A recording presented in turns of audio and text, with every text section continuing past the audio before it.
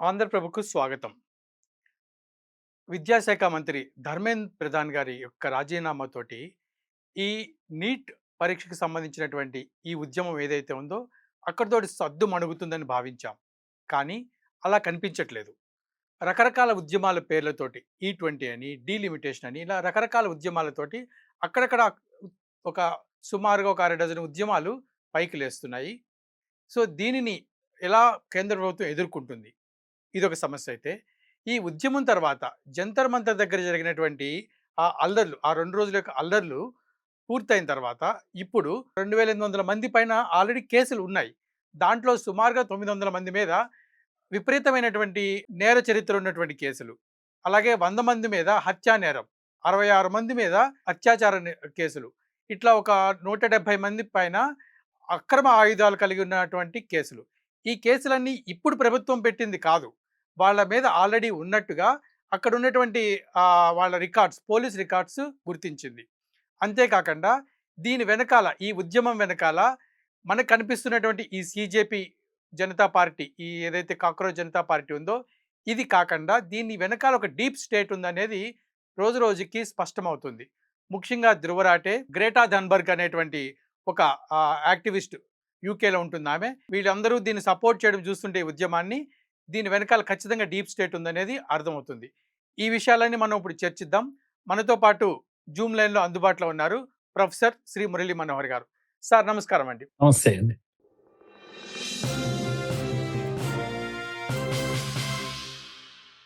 ధర్మేంద్ర ప్రధాన్ గారి యొక్క రాజీనామా తర్వాత ముగిసిపోద్దనుకున్నటువంటి ఉద్యమం స్లోగా పెరుగుతుంది. రకరకాల ఉద్యమాలు ప్రారంభమవుతున్నాయి. అంటే ఈ కేంద్ర ప్రభుత్వం తీసుకున్నటువంటి ఈ నిర్ణయాన్ని ఒక బలహీనతగా చూస్తున్నాయా? లేకపోతే కేంద్ర ప్రభుత్వం ఇంకేమైనా దీని వెనకాల ఉందా? దీని గురించి మా ప్రేక్షకులకు వివరిస్తారా? అవును. చైతన్య గారు ఇప్పుడు విద్యార్థుల్లో దేశంలో ముఖ్యంగా మన భారతదేశంలో ఒక ఆక్రోశం ఉందో ఏమో! పాపము పరీక్షలు లీక్ అయ్యాయి కదా! సరే. కనుక ఆ ఆక్రోశంతో ఏమైనా స్పందిస్తున్నారేమో! హ్మ్. కనుక ముందైతే వాళ్ళకి తెలియకుండానే డిమాండ్స్ చేస్తుంటారు. ఇప్పుడు కావాల్సిందేంది? నీట్ తప్పిదాలు చేసిన వాళ్ళని శిక్షించడము, నీటుల్లో రావాల్సిన మార్పులు తీసుకురావడము, హ్మ్. మళ్ళొకసారి ఇలాంటిది జరగకుండా చూడడము. ఇది కావాల్సింది. ఎవరికైనా చెప్పింది. ఇప్పుడు నీట్ నుంచి కావాల్సిన విషయాలు ఇవి. హ్మ్. స్టూడెంట్స్‌కైనా ఇదే కావాలి, తల్లిదండ్రులకైనా ఇదే కావాలి, ఇది కావాలి. కానీ మరి ఈ రాజీనామా డిమాండ్ ఎందుకొచ్చింది అని హ్మ్. అంటే, యువతలో ఒక ఆక్రోశం గూడు కట్టుకున్నదేమో. సరే, ఆయన పట్ల అది వ్యక్తమవుతుంది. ముందు ఆయనను రాజీనామా చేయించండి. ముందు ఆయనను రాజీనామా చేయించండి అనే ఒక ఇది అటు ఇటు అల్లుకుంటూ అక్కడికి ఆ ఇష్యూనే ప్రధానమైన ఇష్యూగా ఈవెన్ ఈ విషయం చర్చించాలి పార్లమెంట్‌లో నీట్ విషయం అన్న కాంగ్రెస్ కూడా హ్మ్. ఎజెండాను మార్చేసి, "నువ్వు ముందు ఆయనను రాజీనామా చేశాకనే మేము చర్చ చేస్తాం" అని అన్నారు. ఎజెండా తీసుకొచ్చిన ప్రభుత్వం తెచ్చింది. చిత్తశుద్ధితోనే తెచ్చింది. హ్మ్. పార్లమెంట్‌లో చర్చ చేయాలి. హ్మ్. ఇలాంటి సమస్యలకు పరిష్కారం కనుగొనడానికి ఎవరున్నారు ఈ దేశంలో? పార్లమెంటే ఉంది. ఉంది. కనుక పార్లమెంట్‌లో చర్చ చేయాలి. హ్మ్. డిమాండ్ నిజమైన డిమాండే కదా అనుకోని పాపం మోడీ ప్రభుత్వం ఏం చేసిందంటే తెచ్చింది. ఎజెండాలోకి తెస్తే హ్మ్. వెంటనే గోల్ పోస్ట్ మార్చేసి నో, ధర్మేంద్ర ప్రధాన్ రిజైన్ చేయాలి. సో హ్మ్. ఇదంతా ఒక షడ్యంత్రం. ఈ షడ్యంత్రంలో ప్రభుత్వం కూడా చిక్కుకొని హ్మ్. ఏం చేసిందంటే ముందైతే స్టూడెంట్స్‌ని అడ్రెస్ చేద్దాం సరే. అని చెప్పేసి ఆయనను రాజీనామా చేయించారు. హ్మ్. తర్వాత స్టూడెంట్స్‌తో కూర్చొని మాట్లాడారు. హ్మ్. చాలా ప్రభుత్వం చాలా దిగి వచ్చి ఎక్కడ మొహమాట పడకుండా విద్యార్థుల కోసం ఎంతవరకైనా వస్తామనేటువంటి ఒక అటిట్యూడ్‌ను మనకు కనిపించారు. వాళ్ళ కళ్ళ ముందు కనిపించింది. హ్మ్. సామాన్యమైన విద్యార్థులు వాళ్ళు. కనుక వాళ్ళతో వచ్చి చర్చించింది. అంత పెద్ద మంత్రులు ఇద్దరు వచ్చి సీనియర్ మంత్రులతో వాళ్ళు కూర్చున్నారు. 2 సార్లు, 3 సార్లు. ప్రధానంగా 3 డిమాండ్‌లలో వాళ్ళు ఒక డిమాండ్ ఫస్టే 2 డిమాండ్‌లు ఒప్పుకున్నారు. ఏమని? కేసులెత్తేస్తామనేది ఒకటి. రెండోది ఏంది, ఈ చనిపోయిన వాళ్ళకు రూ. 1,00,00,000 వాళ్ళు ఇవ్వాలన్నారు. ఇచ్చేస్తామన్నారు. ఎక్స్‌గ్రేషియా. కనుక ఈ రెండిట్లో ఏమాత్రం ఆలస్యం చేయకుండా ఫస్ట్ రౌండ్‌లోనే ఒప్పుకున్నారు. నెక్స్ట్ ఏదైంది? రాజీనామా విషయము. ఒక్కరోజు టైం అడిగారు. హ్మ్. ఆ ఒక్క రోజులో చర్చలకు కూర్చోకముందే రాజీనామా కూడా చేశారు. ఇప్పుడేం కావాలి మరి మీకు? మీకింకేం కావాలి? హ్మ్. కనుక మోడీ తల గావాలా? హ్మ్. ఇంకేమైనా కావాలా? హ్మ్. లేదు, అసలు ప్రభుత్వం మాకు కావాలి. మేమే రూల్ జేస్తాం. అనేదా ఇప్పుడు? కనుక ఇది ఇప్పుడు వస్తున్నటువంటి సమస్య. అందుకే ఇది మనం అనుకున్నంత సింపుల్‌గా లేదు వ్యవహారం. సామాన్య విద్యార్థులు పాపం ఏదో ఇబ్బందుల్లో ఉన్నారు, ప్రెషర్‌లో ఉన్నారు, రోడ్లపైకొచ్చారు. కాదు, కాదు. విద్యార్థులు కాదు.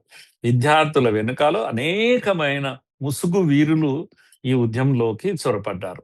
ముందు నుంచి కూడా ప్రభుత్వం కూడా అనుమానిస్తుంది. వచ్చిన వాళ్ళను రికార్డ్ చేసింది. ఫేషియల్ రికగ్నిషన్ చేసింది. హ్మ్. ఇవన్నీ చేసినప్పుడు అక్కడ సామాన్య విద్యార్థుల పైన కేసులు ఎత్తేస్తాం అన్నారు. కానీ మీరక్కడ చూస్తే ఎవరున్నారు? హ్మ్. పెద్ద పెద్ద గూండాలు, లేకపోతే మీరన్నట్టు హిస్టరీ షీట్ ఉన్న వాళ్ళు, హ్మ్. మీరు హంతకులు, రేపిస్టులు, హ్మ్. డెకాయిట్స్ కేసులున్న వాళ్ళు 2800 మంది ఆల్రెడీ కేసులున్న వాళ్ళు వీళ్ళు. ఉన్నవాళ్ళు. చేసిన వాళ్ళు వీళ్ళు. కొత్తగా రేపులు చేయడం గాదు. చేసి అక్కడికొచ్చారు. హ్మ్. కనుక అదేంటి డెకాయిటరీ కేసులలో ఉన్నవాళ్ళు. అనేక మంది నేరస్తులు 2008 మంది. హాజీ అఫ్జల్ అనే పేరు వింటే ఢిల్లీలో వణుకుతారు మనుషులు. హ్మ్. ఎందుకంటే పెద్ద హిస్టరీ షీటర్ ఆయన. హంతకుడు. ఎన్నో కేసులున్నాయి అతను. ఆయన ఒక 1000, 2000 మందిని యేసుకొని ఆయనొచ్చి అక్కడ ప్రదర్శన చేస్తున్నాడు. మన కళ్ళ ముందు కనపడ్డది ఇది. ఇదంతా దృశ్యం. హ్మ్. అందుకే చైతన్య గారు నేనేమంటున్నాను, గతంలో కూడా ఢిల్లీలో జరిగిన ఉద్యమాల్లో అనుభవాలున్నాయి మనకు. 2020లో మీకు చాలా పెద్ద రాయిట్స్ జరిగాయి ఢిల్లీలో. రాయిట్స్ జరిగినప్పుడు అక్కడ అంకిత్ శర్మ అని చెప్పేసి పోలీస్ ఆఫీసర్‌ను కొట్టి చంపారు. మన కళ్ళ ముందు మనం చూసాం వీడియోలో. సార్. మరి కొట్టిన వాళ్ళ నేరస్తుడు ఎవడు అని అంటే తాహిర్ హుస్సేన్ అనేవాడు ఆమ్ ఆద్మీ పార్టీ కార్పొరేటర్. హ్మ్. వాడిని పట్టుకున్నారు గదా! మీరు ఇన్ని రోజులు లేదు హ్మ్. అసలు ఎవరు మాకేం సంబంధం లేదని చెప్పారు గదా! వాడికి హ్మ్. పనిష్మెంట్ పడ్డది గదా హైకోర్ట్‌లో. ఇలాంటి ఇప్పుడు 2000 తాహిర్ హుస్సేన్‌లు బయటకొస్తారు ఈ కేసులో. సార్. 2000 మంది తాహిర్ హుస్సేన్‌లు బయటకొస్తారు. ఎందుకంటే మీకు ఆల్రెడీ తాహిర్ హుస్సేన్ కన్నా మించిన వాడు హాజీ అఫ్జల్ ఈ మూవ్‌మెంట్‌లో ఉన్నాడు. వేల మందిని తీసుకొనొచ్చి మూవ్‌మెంట్‌లో ఉన్నాడు. హ్మ్. కనుక ఈ ఈ దీనిలో రౌడీ షీటర్లు, ఇదంతా గూడా ఒక షడ్యంత్రం. మీరు చెప్పినటువంటి ఆమె లేడీ అక్కడ స్వీడన్ లేడీ గ్రెటా థన్బర్గ్ గాని, లేకపోతే వీళ్ళంతా గూడా సార్. ఎవరండి? అసలు ఈయన దీప్తే ఎక్కడి నుంచొచ్చాడు? సడెన్‌గా పైనుంచి ఊడిపడ్డాడు గదా! హ్మ్. అమెరికా నుంచి వచ్చి ఇక్కడ అవును. కూర్చున్నాడు గదా! నేనొక విషయం గుర్తు చేస్తాను. యూనుస్ అనేవాడు బంగ్లాదేశ్‌ను పరిపాలించాడు ఆ! కదా! కదా! బంగ్లాదేశ్ ఆమెను ప్రభుత్వాన్ని కూల్చేసి నలుగురు కలిసి రాళ్ళు కొట్టేసి ఆమెను పారిపోయేటట్టు చేసి చేశారు. హెలికాప్టర్‌లో నుంచి యూనుస్‌ని దించారు. ఎక్కడి నుంచి వచ్చాడాయన? హ్మ్. అమెరికా నుంచి వచ్చాడు. కనుక అమెరికా రిజీమ్ చేంజెస్ అనే పని, తనకు నచ్చని ప్రభుత్వాలను కూల్చే పనులు హ్మ్. మన చుట్టూ ఉన్న బంగ్లాదేశ్‌లో, మన పక్కలో ఉన్న నేపాల్‌లో, శ్రీలంక ఇవన్నీ చేసింది. సార్. ఎవడు పరిపాలించాలనేది కూడా అమెరికానే నిర్ణయించి హెలికాప్టర్‌లో నుంచి మీ పైకి వేసేస్తుంది. సార్. ఇండియాను రూల్ చేయడానికి కూడా ఎవరు కావాలనో అమెరికా పంపిస్తుంది. హ్మ్. కనుక వీళ్ళంతా అమెరికా నుంచి వచ్చిన వాళ్ళే. దీప్తి అమెరికా నుంచి వచ్చిన వాడే. ఆ తర్వాత ఇప్పుడు ఈమె చెప్పినది అక్కడ గొడవ చేస్తుంది కదా! యూకేలో గ్రెటా కూడా వీళ్ళంతా కూడా ఒక ఇంటర్నేషనల్ కాన్స్పిరసీలో ఒక భాగంగా ఈ పని జరుగుతా ఉంది. సార్. డబ్బులొస్తున్నాయి. మీకు అక్కడ ఉద్యమం చేసిన వాళ్ళకు భోజనం వచ్చిందండి. జొమాటో నుంచి భోజనం వచ్చింది. ఎక్కడ బుక్ చేశారు అంటే బంగ్లాదేశ్‌లో బుక్ చేశారు. సార్. వాళ్ళకి ఫుడ్డు. హ్మ్. అలాగే పాకిస్తాన్ నుంచి బుక్ చేశారు. వేరే దేశాల్లో బుక్ చేస్తే అందరికి వేల మందికి అక్కడ ఉన్న వాళ్ళకు భోజనం వచ్చింది. సార్. సో, హ్మ్. ఈ అన్నిట్లో ఈ మొత్తం ఉద్యమం అయితే అయ్యింది. ఆయన రాజీనామా చేశాడు. కానీ రాజీనామా అనేది అంతం కాదిది. ఇది ఆరంభం. ఏది? రిజిమ్ చేంజ్ ఉద్యమానికి ఇది ఆరంభం. సార్. కనుక ఇప్పుడు మన యువత అందరూ భారతదేశంలో యువత అంతా గూడా హ్మ్. ఇది కాక్రోచ్ జనతా పార్టీ ఉద్యమం అండి. హ్మ్. మన చైతన్య గారు సార్. గుర్తుపెట్టుకోవాల్సింది. హ్మ్. ఇది జెన్‌జీ ఉద్యమం కాదు. కాదు. కా సీజేపీ ఉద్యమం అంటే విదేశాల నుంచి ఆపరేట్ చేస్తున్న ఉద్యమం. హ్మ్. జెన్‌జీ ఉద్యమం కాదు. మన జెన్‌జీ వేరే. మన జెన్‌జీ నిజాన్ని అర్థం చేసుకోగలరు. మన జెన్‌జీ మోడీ ప్రభుత్వంలో ఉన్న చిత్తశుద్ధిని చూస్తున్నారు. అబ్జర్వ్ చేస్తున్నారు. మన జెన్‌జీ ఇంకా పాల్గొనలేదు. మన జెన్‌జీ ఎన్ని కోట్ల మంది అండి. వాళ్ళు పాల్గొంటే ఇది ఆగుతుందా? 30, ఆగదు. 40 కోట్ల మంది యువత. హ్మ్. 4,000 లేని ఉద్యమం ఇది. 40 కోట్లు ఎక్కడ? వీళ్ళెక్కడ? సార్. కనుక మన జెన్‌జీ దీన్నంతా అబ్జర్వ్ చేస్తుంది. మన జెన్‌జీ ఎప్పుడు తిరగబడుతుందో తెలియదు. వీళ్ళ హ్మ్. పైన తిరగబడే ప్రమాదం ఉంది. ఎందుకంటే సార్. మేము హ్మ్. చూస్తున్నాం గదా! రాహుల్ గాంధీ ఈ వెనకాల ఉండి ఇప్పుడు ఏం చేస్తున్నాడు పార్లమెంట్‌లో రోజు రోజు ఎజెండా మార్చేస్తా ఉన్నాడు.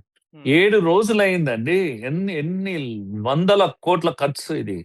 సార్. మీరు అట్‌లీస్ట్ మోడీ గారు ఇప్పుడేమన్నారంటే, ఈ యాంటీ లీకేజ్, పేపర్ లీకేజ్ చట్టాన్ని తీసుకొచ్చి పార్లమెంట్‌లో పెట్టారు.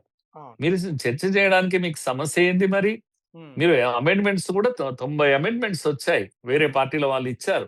మరి చర్చ జరగాలి గదా! అమెండ్‌మెంట్స్ తీసుకొచ్చి కావాల్సిందేంటంటే లీకేజ్ జరగని పరీక్షా పద్ధతి కావాలి. దాని కొరకు ఆయన చట్టం తెచ్చాడు. మీరెందుకు ఆల్రెడీ ఆయన ఫాస్ట్ ట్రాక్ సిస్టమ్‌ను అనౌన్స్ చేశాడు. హ్మ్. ఆల్రెడీ ఆయన ఒక కమిటీని అనౌన్స్ చేశాడు.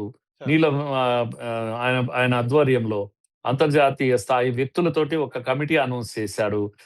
మీకేం గావాలి? మోడీ మీకన్నా ముందున్నాడు. దీన్ని సార్. సరిదిద్దడంలో హ్మ్. నా నేనేమంటున్నా అంటే నందన్ నీలేకర్ యొక్క క్రెడిబిలిటీ ఈ దేశానికి తెలుసు. ప్రపంచానికి తెలుసు. ఈ సార్. దేశానికి ఆధార్ కార్డ్ అంటే ఏందో పరిచయం చేసినటువంటి ఒక గొప్ప వ్యక్తి. సార్. అలాగే కామకోటి లాంటి వాళ్ళు ఎవరు ఐఐటీ మద్రాస్ హ్మ్. డైరెక్టర్ ఆయన. అలాంటి వాళ్ళందరిని తీసుకొచ్చి సోమనాథ్ ఇస్రో చైర్మన్ హ్మ్. ఇలాంటి వాళ్ళందరితో వెళ్లి పరిష్కారం ఇవ్వండయ్యా అని వాళ్ళని అడిగాడాయన. Committee sir. అనౌన్స్ చేశాడు. హ్మ్. ఎక్కడున్నారు మీరు అనే అంటున్నాను. ఆయన సార్. ముందుకెళ్ళిపోతా ఉన్నాడు. ఇది హ్మ్. నియంత్రించడానికి చిత్తశుద్ధితో. హ్మ్. మోడీ గారి చిత్తశుద్ధికి ఇప్పుడు ఈ ప్రతిపక్షాలకు మధ్యలో జరుగుతున్న యుద్ధం అండి ఇది. నిజమే. సార్. అందుకే ప్రజలు ఎక్కడ కూడా మిస్‌లీడ్ కాకూడదు. ఇదేందో కొత్తగా బాగుంది. బుద్ధింకల ఉద్యమాలు, ఆ ఉద్యమాలు కాదు. హ్మ్. ముఖ్యంగా భారతదేశం యొక్క జెన్‌జీ ఇంకా ఈ విషయాలను అబ్జర్వ్ చేయలేదు. ఇప్పుడిప్పుడే అబ్జర్వ్ చేస్తుంది. ఏం జరుగుతుంది? కనుక సార్. మీరు బొద్దింకల పార్టీ పెట్టగానే ఓకే. కోట్ల మంది దాంట్లో జాయిన్ అయ్యారు ఇదని మీరు అంటున్నారు. అవును. కానీ మోడీ గారు ఒకసారి ఇన్‌స్టాలో ఒక రీల్ పెట్టంగానే హ్మ్. తాను ఏం చేయబోతున్న విషయం చెప్పంగానే 30,00,00,000 మంది చూస్తారా అండి మరి? జెన్‌జీ ఎవరితో ఉన్నారు మీకు అర్థమవుతుందా? మోడీ గారితో జెన్‌జీ ఉన్నారు. జెన్‌జీ అబ్జర్వ్ చేశారు. మోడీ గారి రీల్‌ను ఫేస్‌బుక్ కాస్త నియంత్రించగానే తిరగబడ్డారు యూత్ అంతా గూడా ఈ సార్. దేశంలో. హ్మ్. వెంటనే ఫేస్‌బుక్ అనేవాడు వీడు గూడా ఈ యొక్క అంతర్జాతీయ దీంట్లో కుట్రలో భాగం వాడు. అందుకే దాన్ని ఆపే ప్రయత్నం చేశాడు. కానీ దెబ్బకు ఎందుకంటే ఫేస్‌బుకే ఆగిపోతుందండి. మోడీ గారు వద్దనుకుంటే ఈ వద్దనుకుంటే. వాట్సాప్‌లు ఆగిపోతాయి, ఫేస్‌బుక్‌లు ఆగిపోతాయి, ఇన్‌స్టా అయితే ఒకటే దెబ్బకి ఆగిపోతుంది. ఒక్క దెబ్బకి. సార్. ఇప్పుడు అంతమంది యూత్ అక్కడ దాంట్లో ఉన్నారు గదా! హ్మ్. మీరు జెన్‌జీ అంటున్నారు. లేకపోతే కాక్రోచ్ పార్టీ అంటారు. అసలు ఈ ఇన్‌స్టానే భారతదేశంలో గనుక పిల్లలందరూ యూత్ విత్‌డ్రా అయిపోతారు. దాని బిజినెస్సే ఉండదు. సార్. కనుక నేనేమంటున్నా అంటే భయపడేటువంటి అవసరమే లేదు. ఈ జెన్‌జీ ఉద్యమం కాదిది. ఇది కా ఇది ఒక కుట్ర ఉద్యమం ఇది అంతా గూడా. కనుక కాక్రోచ్ ఉద్యమము హ్మ్. భారతదేశంలోని యువత స్పాన్సర్ చేసిన ఉద్యమము కాదు. కాదు. సార్. అంతవరకైతే నేను చెప్పగలనండి. హ్మ్. సార్ అయితే దీంట్లో ఇంకొక ముఖ్యమైన విషయము ధర్మేందర్ ప్రధాన్ గారి యొక్క రాజీనామా. సో, దాన్ని అంటే ప్రభుత్వం మీరు ఇంతకుముందు ఎక్స్‌ప్లెయిన్ చేశారు. పిల్లలకి కాస్త వాళ్ళకి అనుకూలంగా ప్రవర్తించినట్టుగా రాజీనామా చేయించారు. కానీ దీనితోటి ఇంకొన్ని డిమాండ్‌లు కదులుతున్నాయి. ఒకటేంటంటే ఈ20 అనేది పెట్టి నితిన్ గడ్కరీ రాజీనామా చేయాలని, అలాగే నిర్మలా సీతారామన్ రాజీనామా చేయాలని, డీలిమిటేషన్‌కి సంబంధించి ఇంకోళ్ళెవరో చేయాలని, ఇట్లా రకరకాలటువంటి చిన్న చిన్న ఉద్యమాలు అంటే అవన్నీ చిన్నగానే కనిపిస్తున్నాయి ఇప్పుడు. కానీ అది అక్కడక్కడ ఫేస్‌బుక్‌లో గాని, ఇన్‌స్టాగ్రామ్‌లో గాని కనిపిస్తున్నాయి. సో, అంటే మరి మోడీ గారు తీసుకున్న ఈ నిర్ణయం ధర్మేంద్ర ప్రధాన్ గారిని రాజీనామా ఇప్పించడం అనేది సరైన నిర్ణయమేనా? యెస్. చాలా మంది అంటున్నారు మోడీ వెనక్కి తగ్గారా?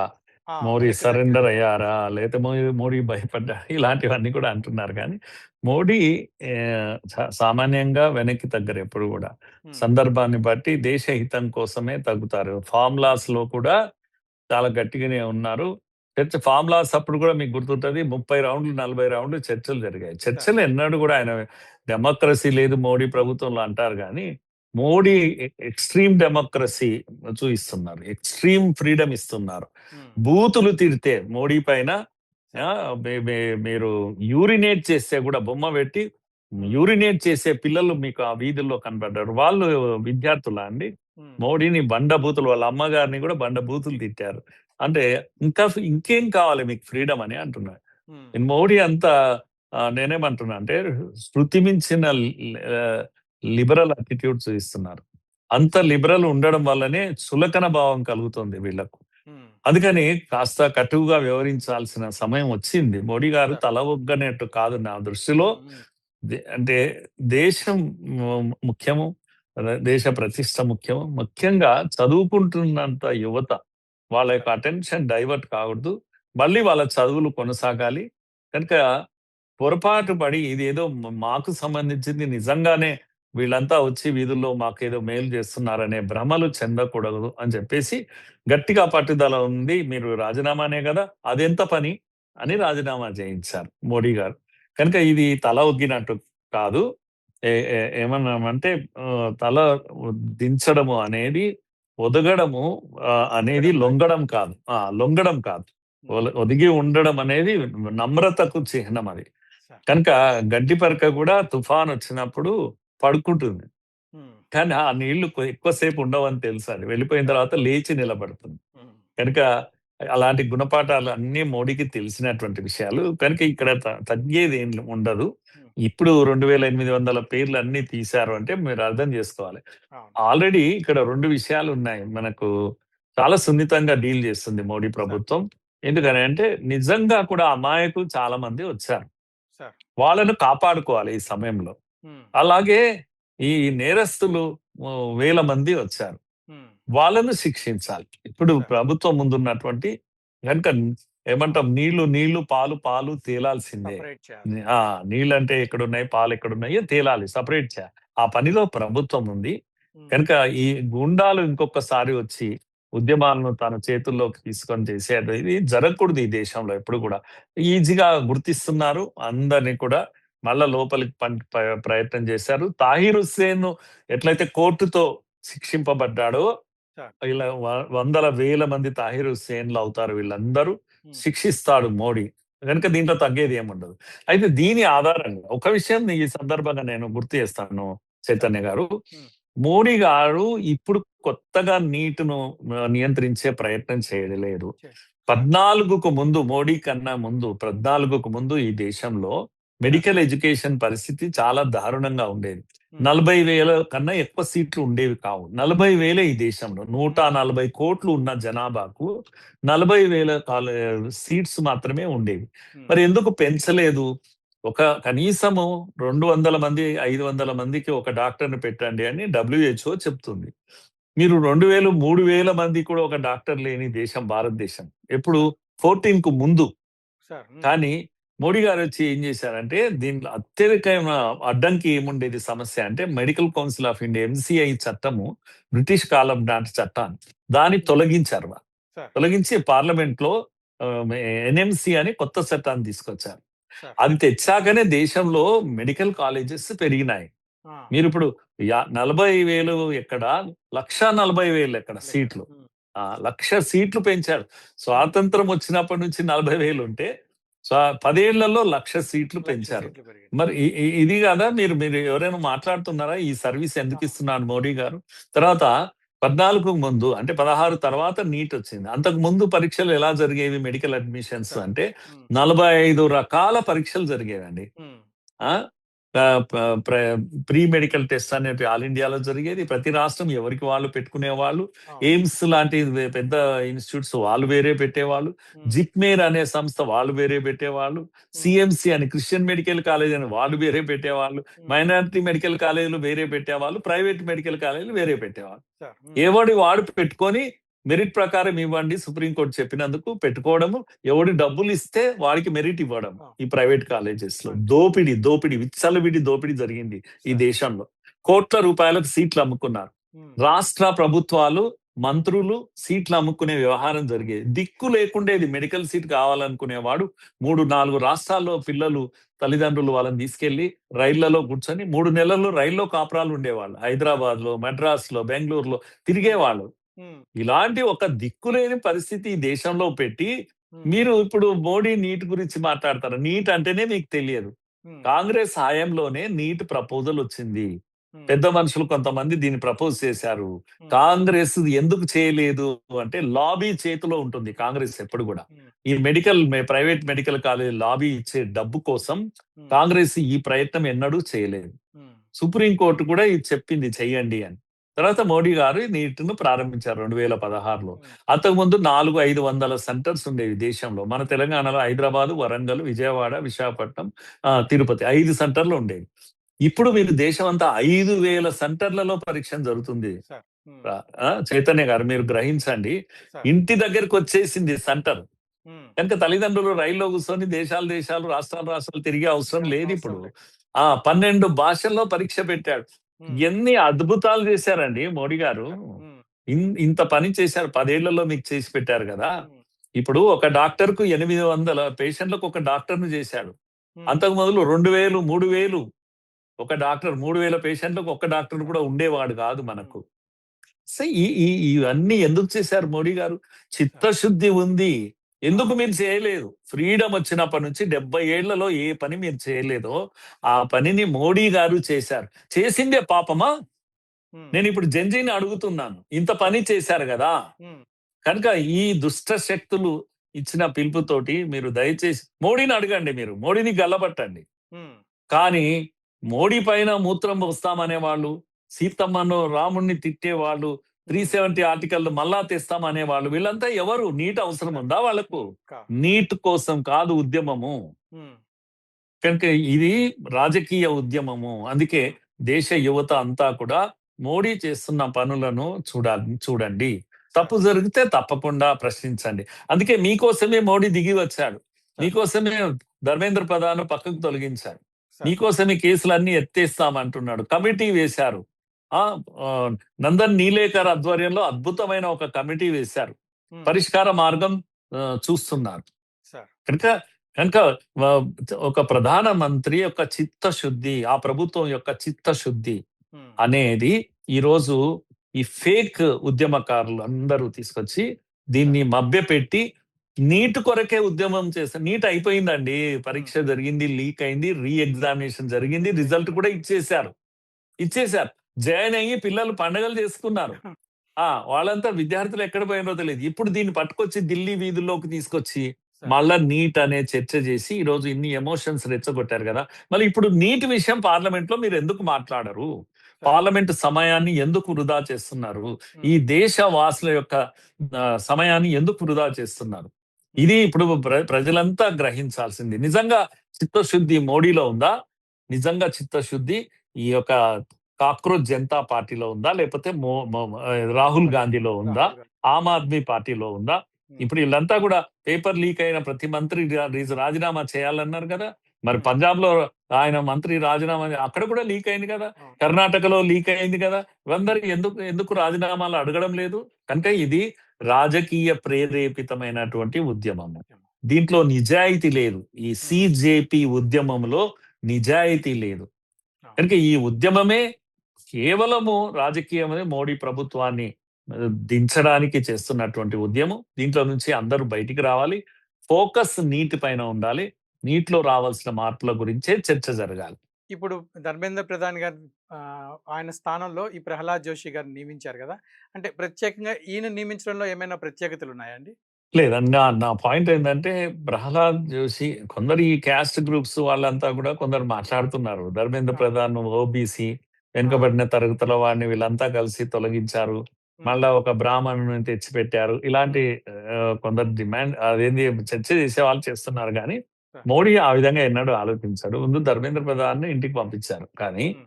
ప్రహ్లాద్ జోషి ఎవరు అని అంటే, తన దగ్గర ఆల్రెడీ మినిస్టర్‌గా ఉన్నాడు. సార్. కనుక పార్లమెంటరీ వ్యవహారాలు చూస్తా ఉన్నాడు. హ్మ్. సీనియర్ మంత్రి గనుక ఆయనకు అడిషనల్ చార్జ్ మాత్రమే ఇచ్చారు. నేను ఇచ్చారు. అనుకుంటున్నా ఈయన పర్మనెంట్ మంత్రి కాదు. ఆ! కనుక ఈయన Bharatiya Janata party committed worker. చాలా మంది అంటున్నారు. ఆర్ఎస్ఎస్ వాళ్ళకిచ్చారు అని జెప్పేసి. అందరూ ఆర్ఎస్ఎస్ వాళ్ళే. మంత్రులందరూ ఆర్ఎస్ఎస్ వాళ్ళే. ధర్మేంద్ర ప్రధాన్ అంతకన్నా పెద్ద అంతకన్నా ఆర్ఎస్ఎస్సే. పెద్ద ఆర్ఎస్ఎస్. అట్లా అంటే ఈయన కూడా ఆర్ఎస్ఎస్ వాదే. కనుక ఇవన్నీ చర్చలు బయట నడుస్తూ ఉన్నాయి. ఆయన ఈద్‌గా వ్యతిరేక ఉద్యమం చేశాడు. హుబ్లీ, ధార్వాడ్‌లో ఇలాంటివి కూడా మాట్లాడుతున్నారు. అవును చేశారు. హ్మ్. 2022లో అప్పుడున్న ప్రభుత్వం అసలు ఆ గ్రౌండ్ ఇది దేశమంతా ఉన్న సమస్య అండి. సార్. గ్రౌండ్ ఈద్‌గా ఈద్ అంటే పండగ. సార్. అంటే మీటింగ్ అండి. హ్మ్. ఉర్దూలో పదము అంటే మీటింగ్. పండగ రోజు జరిగే మీటింగ్ అది. సార్. కనుక రంజాన్ రోజు వాళ్ళందరూ సమావేశమై ఒక మత ప్రవక్త ఇచ్చే ఉపన్యాసం ఇవ్వడానికి చేసే ఏర్పాటది. కనుక ఏదో ఒక గ్రౌండ్ కేటాయిస్తారు. అక్కడ వెళ్లి ఒక్క రోజు కోసమే అది. ఆ ఒక్క గంట కోసం జరిగే మీటింగ్ అది. హ్మ్. ప్రభుత్వం అన్ని ఊర్లలో కూడా ప్రభుత్వం ఏం చేస్తుందంటే చూయిస్తుంది. ఇప్పుడు నేను మీటింగ్ పెడతాంటే గ్రౌండ్ ఇస్తారు. సార్. కనుక వాళ్ళకి కూడా గ్రౌండ్ ఇస్తారు. అయితే అది పర్మనెంట్‌గా ఇది మాకే ఉండాలి. ఇక్కడ ఇంక వేరేవి ఏవి ప్రోగ్రామ్ జరగకూడదు అనే ఒక అటిట్యూడ్ హ్మ్. ముస్లిం పీపుల్‌లో వచ్చిందిది. సార్. అందుకే ఈయనేమన్నారంటే అది ఎప్పుడు కూడా ఇండిపెండెన్స్ డే జరిగేటువంటి గ్రౌండ్ అది. కనుక అక్కడ దాన్ని ఎందుకు ఆపుతున్నారు అని చెప్పేసి ఈయన జెండా తీసుకొని సార్. ఫ్లాగ్ హోస్టింగ్ చేయడానికి వెళ్ళాడు. చాలా పెద్ద మూవ్‌మెంట్ వచ్చింది. ప్రజలు ప్రతిఘటించారు. చివరకు కోర్టు కూడా జడ్జిమెంట్ ఇచ్చేసింది. ఎవడు ఇచ్చేయడానికి. హ్మ్. అయినా అడ్డుకునే ప్రయత్నం చేశారు. జెండా ఎగరేశారు. ఇది అక్కడి స్టోరీ అంతా కూడా. ఇది ముస్లింలకు వ్యతిరేక ఉద్యమం కాదు. ఒక గ్రౌండ్ గురించి జరిగినటువంటి సార్. ఉద్యమం. ప్రహ్లాద్ ఆయన జోషి ఆ విధంగా పాపులర్ అయ్యాడు. సార్. కానీ బేసిక్‌గా ఆయన ఒక అనుభవం ఉన్నటువంటి వ్యక్తి. టెంపరరీగా ఉంటాడని అనుకుంటున్నాను నేను. చాలా సంతోషం. మీ విలువైన సమయాన్ని ఆంధ్రప్రభ ప్రేక్షకులు కేటాయించి చాలా విలువైన విషయాలు తెలియజేశారు. విన్నారు కదా! గత 10 సంవత్సరాల క్రితం 40,000 కేవలం 40,000 ఉన్నటువంటి మెడికల్ సీట్స్ అంటే సుమారుగా 3,000 మందికి ఒక డాక్టరు తయారవుతాడు. కానీ ఇప్పుడు 1,40,000 అంటే 1,00,000 సీట్లు పెరగడం వల్ల మన విద్యార్థులకి ఎంత వైద్య విద్య అందుతుంది. అదొక్కటే కాదు. కేవలం భారతదేశంలో ఇప్పుడున్నటువంటి ఈ పేషెంట్స్‌కు అంటే ప్రతి 800 మందికి ఒక డాక్టర్ తయారయ్యే అవకాశం ఉందని చెప్పి మురళీ మనోహర్ గారు చెబుతున్నారు. సో, ఇది మోడీ గవర్నమెంట్ యొక్క కమిట్మెంట్ విద్యార్థుల విషయంలో. కాబట్టి ఇప్పుడు అక్కడ ఈ ఈ విషయాలన్నీ మన విద్యార్థులకు తెలుసు. మన జెన్‌జీ విద్యార్థులకి ఈ విషయాలన్నీ అన్నీ కరెక్ట్‌గా తెలుసు. కానీ ఇప్పుడు చేసినటువంటి ఈ ఉద్యమం జెన్‌జీ ఉద్యమం కాదు. ఇది సీజేపీ ఉద్యమంగా మనం భావించాలి. ఈ విషయంలో మీ అభిప్రాయం కూడా కామెంట్ రూపంలో తెలియజేయండి. మీ స్నేహితులకు తెలియజేయండి. నమస్కారం.